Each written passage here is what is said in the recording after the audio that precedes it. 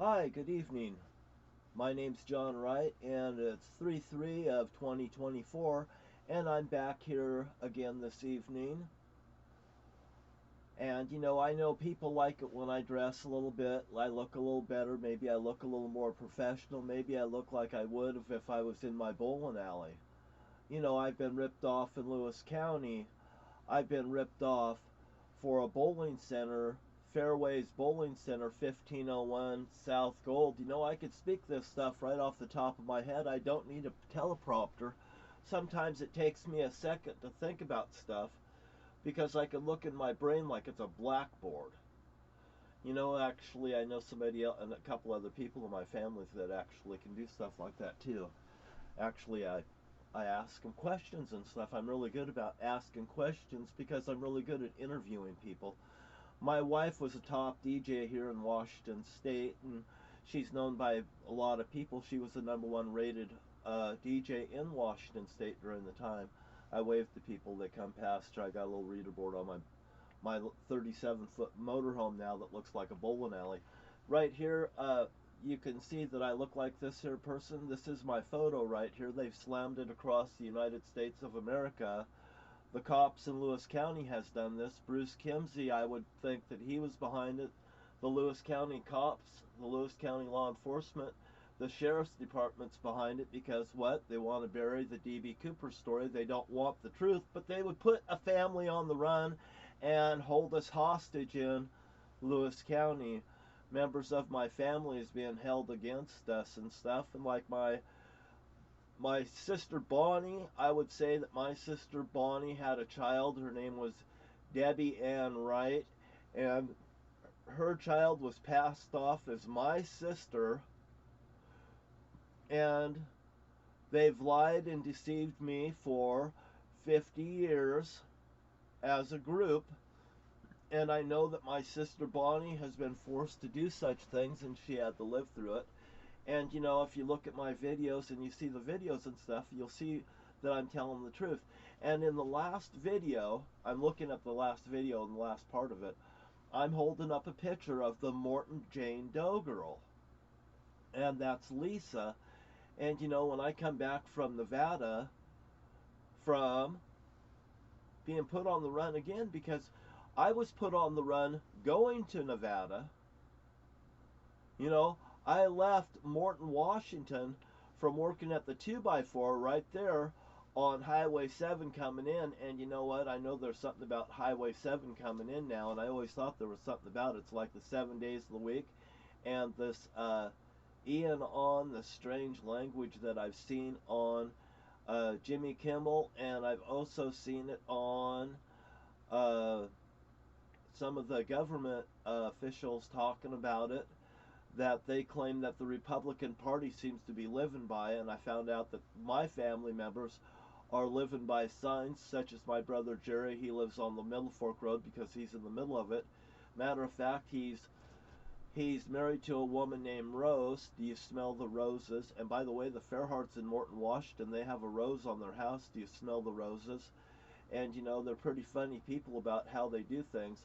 And now let's talk about, we talked about this Morton Jane Doe that was found next to near Bob and Carol Whitlow's house. And by the way, Bob and Carol Whitlow used to live right next to me on Division Street where Terry Lance Shortridge was murdered. Lance is for what? Lancer. That there's John F. Kennedy's, code name. Matter of fact, my brother-in-law Ernie was just over a little bit ago and we were talking. And when I talked to Ernie, see, I look like the guy. I put this on, so these on so you guys could see it. And also, I always wore sunglasses. Matter of fact, my dad wore my other sunglasses right over there. I seen him standing in front of me doing this here in front with his brother, and doing this when my dad was sick and before he was gonna die and stuff like this. And and you know my dad wanted me to look at him, and my dad was telling me all sorts of things. My dad told me about look for him in California, look for money, insurance policies. He sent me on a trip looking for things. He told me different things. He gave me his knives that he used in the Zodiac murders. and they were stolen out of my house. These people, they arsoned my mother's home. They came in the house. They ransacked my computer. They took my diary and they wiped it out. After my mother found out I had a diary, she said, "You got a diary?" I said, "Of course I got a diary." She goes, "Am I in your diary?" Of course it wouldn't be. It wouldn't be a diary without you being in it, because there was a discrepancy of money, and I told her, I said, "Well, I've paid that." I said, I'll go check my diary." She goes, "You got a diary?" And I said, "Yeah, I got a diary." And I said, "I put down everything that I spend my money on, right down to the penny. I goddamn know what I spend my money on, you know, because I've had money missing and stuff, and I don't want somebody to think, well, maybe he's slipping. I caught my own mother stealing from me after I drove to the store, and that was during the gas went up. When Bush was in office, it went over to $5 a gallon, and I have a Cadillac, you know. So I go down there to the gas station. I forgot my wallet. I have to run home. My mother's ransacking up there in my office. I sat there and watched her.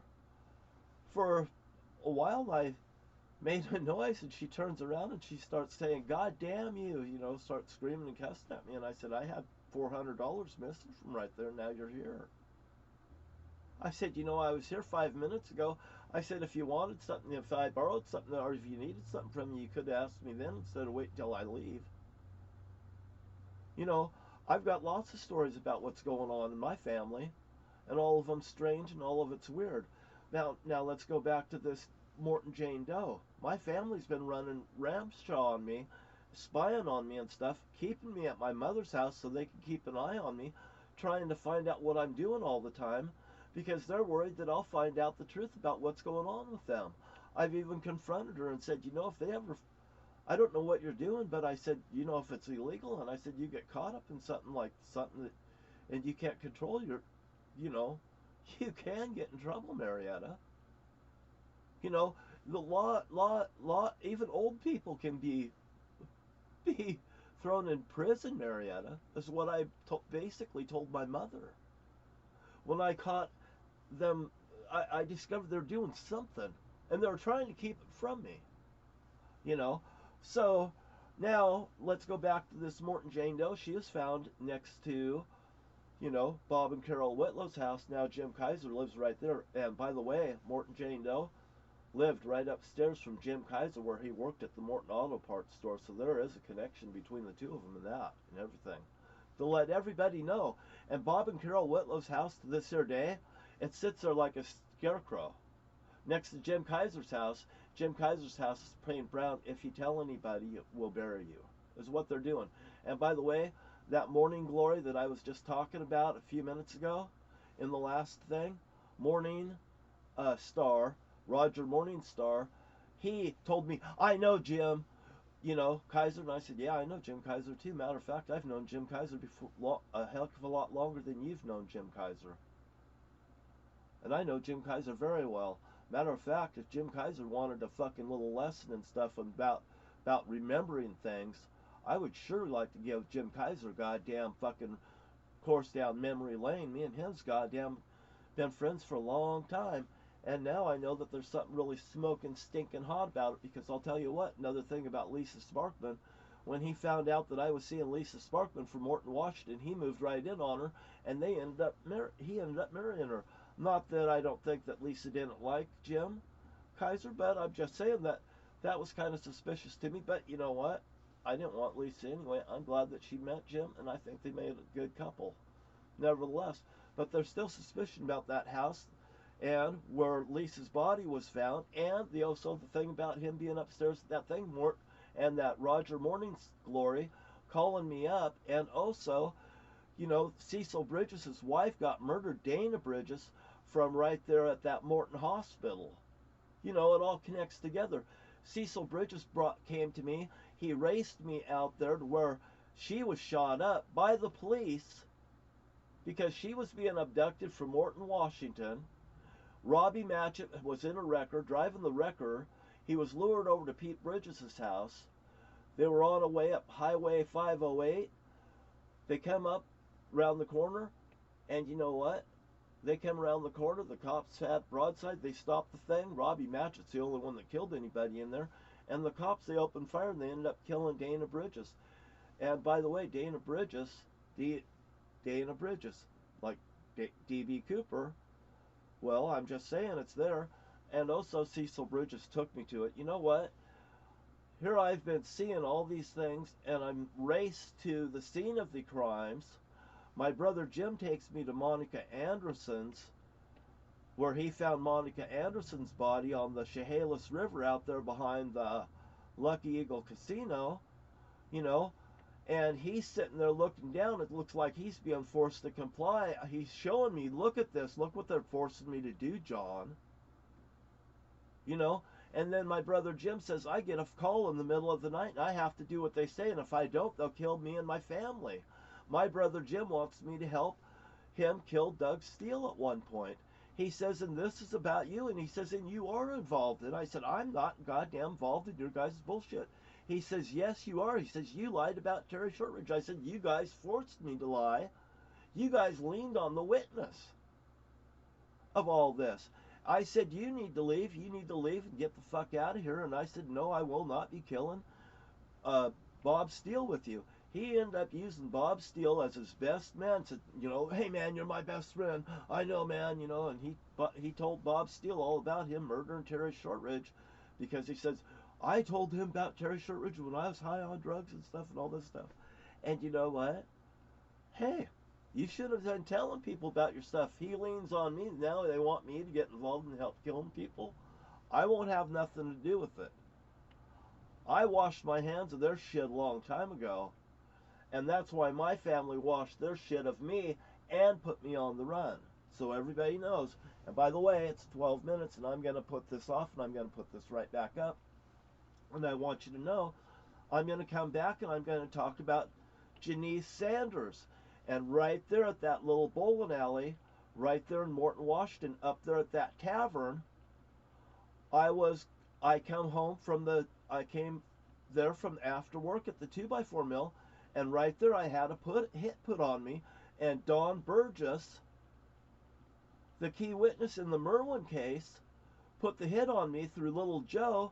And Janice was sitting there saying, will you protect me? Will you protect me? And she ends up being murdered.